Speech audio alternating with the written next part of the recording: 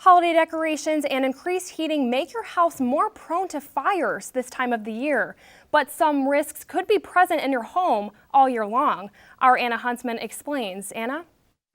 Yes, Katie, especially older homes. There's pros and cons to buying a century-old house. There could be outdated heating sources, structural issues, or even lead paint on the walls.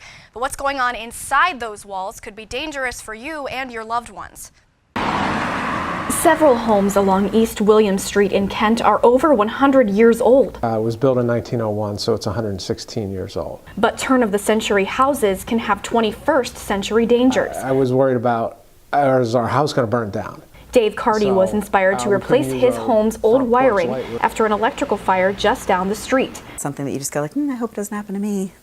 Cassie Peg Kirby and her family were without a home for 5 months after a fire gutted their house in November 2016. The fan overheated and just kept running, and it melted the carpet underneath it and dripped through the hardwood floor, which caught the main 24-foot beam on fire that runs through the ceiling of the first floor. The old wiring in the home had been partially but not fully replaced. Because of the old and the new being sort of mixed in together, it didn't trip a breaker, and so the fan just kept going. A hazard hidden in plain sight. This is some of the old knob and tube. Knob and tube wiring was the standard electrical system installed in U.S. homes between the 1880s and 1950s.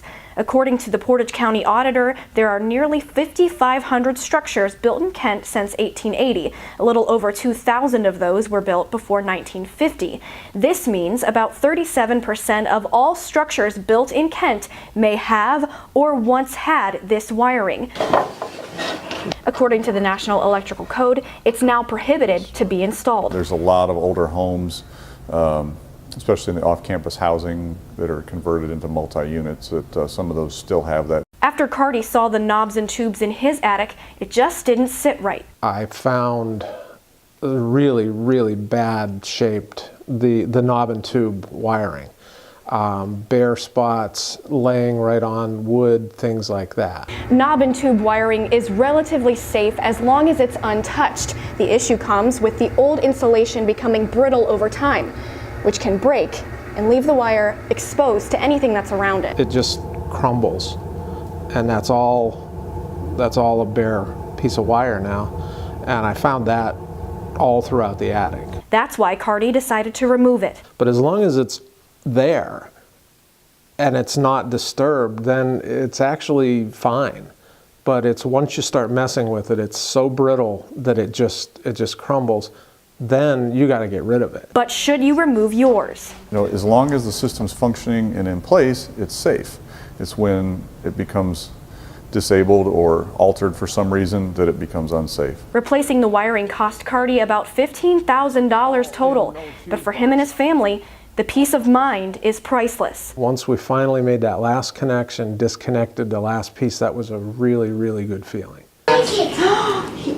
As for the Kirby family, Cassie says the fire sparked a change in the precautions they take every day. Before we leave the house every day, we make sure everything is turned off. We do a sweep of upstairs all the way downstairs. We do not have candles. Had nothing to do with our fire, but we do not have candles in the house. Because it's easy to forget about the risks you can't see. If these people have these type of wiring, should they be concerned? Who should they contact? There's really no reason to be concerned if you have the wiring, unless you've maybe renovated your house or you see that the wiring is bare or something like that, like if it's been touched. But other than that, there's really no need to be concerned. But if you have questions, just contact a local electrician to come out and inspect it. Absolutely. Well, thank you so much, Anna. Thank you.